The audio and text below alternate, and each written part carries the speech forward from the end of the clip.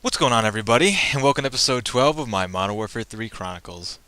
So as this video is very properly titled, there are syntax hacks to be had here. That's a mouthful, huh? Syntax hacks? Look at this. If you didn't catch that, rewatch this. Hold on. Capture the objectives.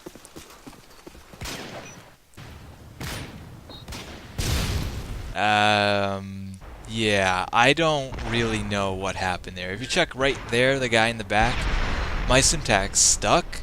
I ran forward through my syntax, got the stuck hit marker, meaning he is stuck, but hacks is the only logical explanation here. Someone might try and tell me it's blast shield or something, but no riot shield, no blast shield, nothing can save you from being stuck with the syntax. He just kind of brushed it off like it was nothing.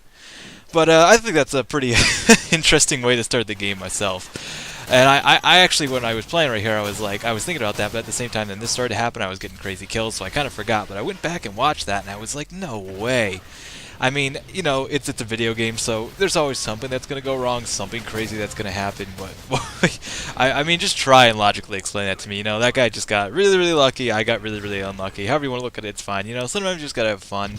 I mean, this is like, what, almost 6 months since Modern Warfare 3's been out. To be my honest thoughts with it, to be honest, the campaign was a good wrap-up, but the game's not about the campaign. There are some games like BioShock, Dead Space. These games had multiplayer, for example, but they are more of campaign-oriented games. They're like, they weigh more like 80% of the game, or like 85% of the game is all campaign. Like, that's why you buy the game.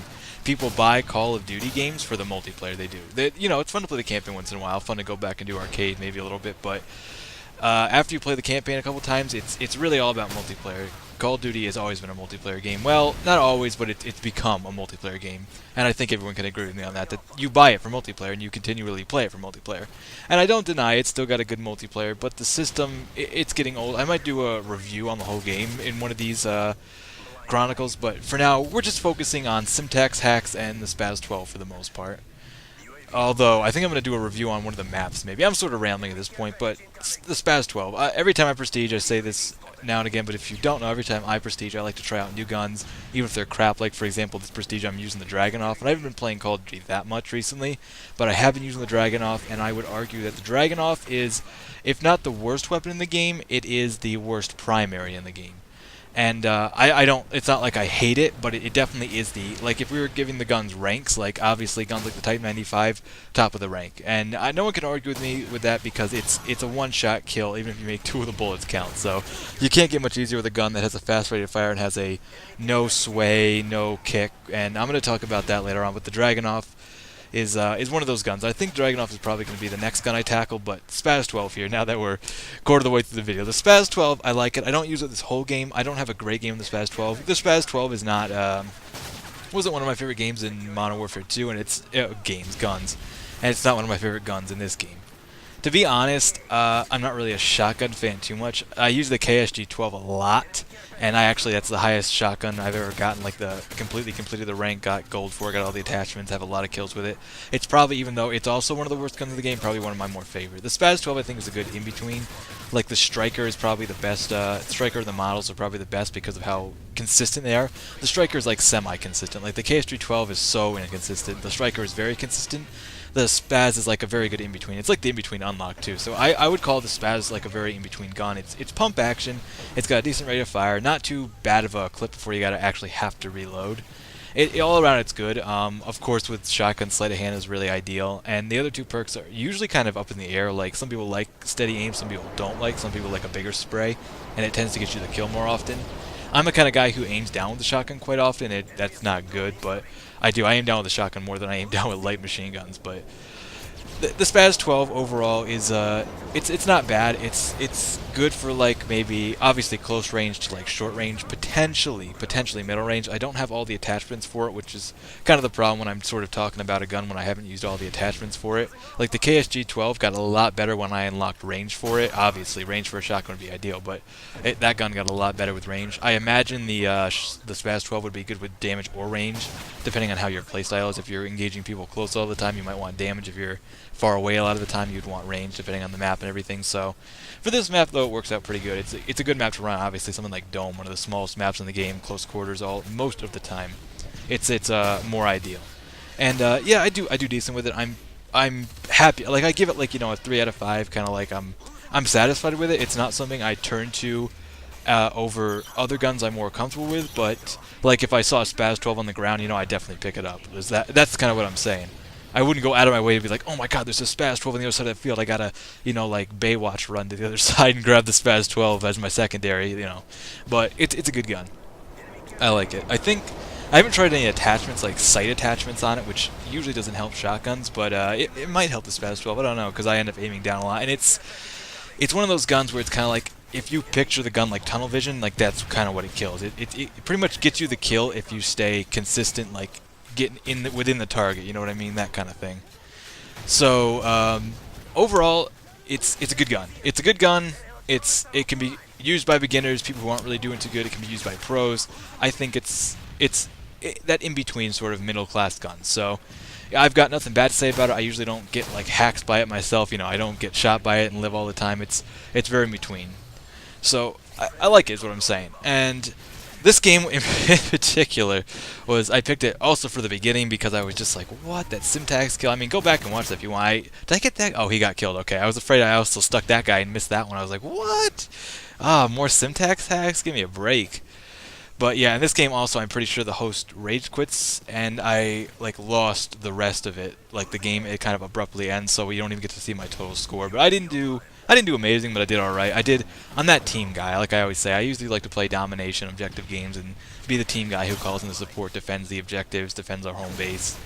Gets us out of the spawn traps. I've been the guy who got us out of spawn traps before. It's a good feeling to do that, and like just get behind the team was like trapping you and just take them all out, and that was lucky. And I think it's at this point where actually I pick up this CS. This is a gun I've used a little bit but haven't really used. I don't even know the name. It's like the CS something, or it's like the third unlock.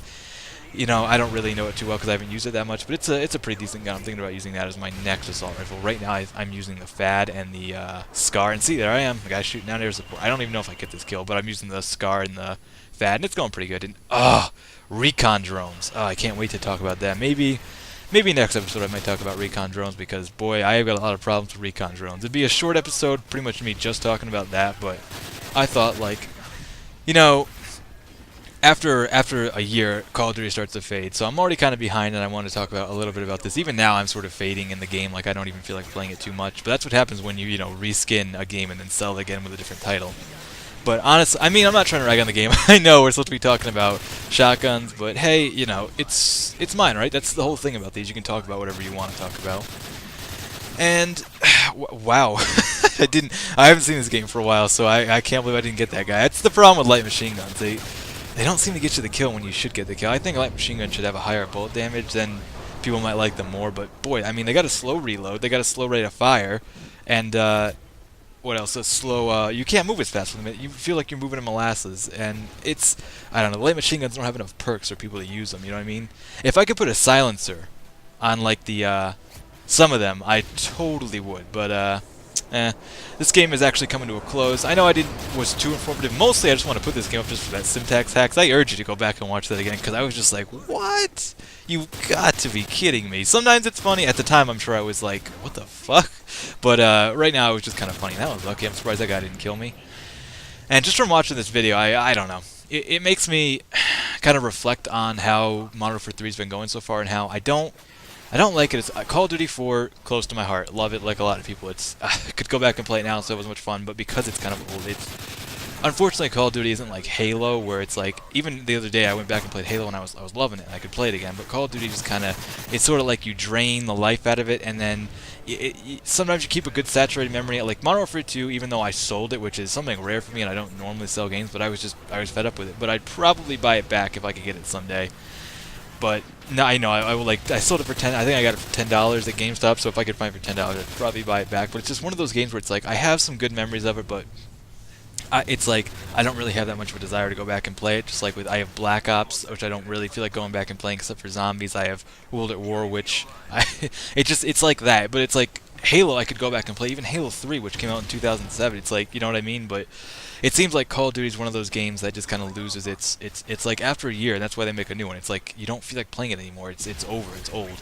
And usually I play Call, and that was just disappointing right there. I lost my remote sentry because of an EMP, and I think we kind of go downhill from here, and then maybe our host quits, their host quits. I don't know exactly what happened, but I do know the game ended off, and it was kind of disappointing. But let me know what you guys think both on the Simtax hacks. Has anything like that ever happened to you where you like threw a throwing knife, stuck someone with a grenade, or shot a noob tube or something where you should have gotten the kill but you didn't get the kill for whatever weird reason? Like I looked at that 30 times and I couldn't figure it out. But let me know. Let me know what you think of the SPAS-12 if you guys have used it, if you like it, and feel free to let me know if like how has Call of Duty been for you? Do you have that same special feeling with Call of Duty 4 or Modern Warfare 2, and does it feel the same way where it's like you have good memories with it, but it's kind of like you played it like crap and then you just don't feel like playing anymore? But that'll do it for me, guys. Until next time, I will catch you all later.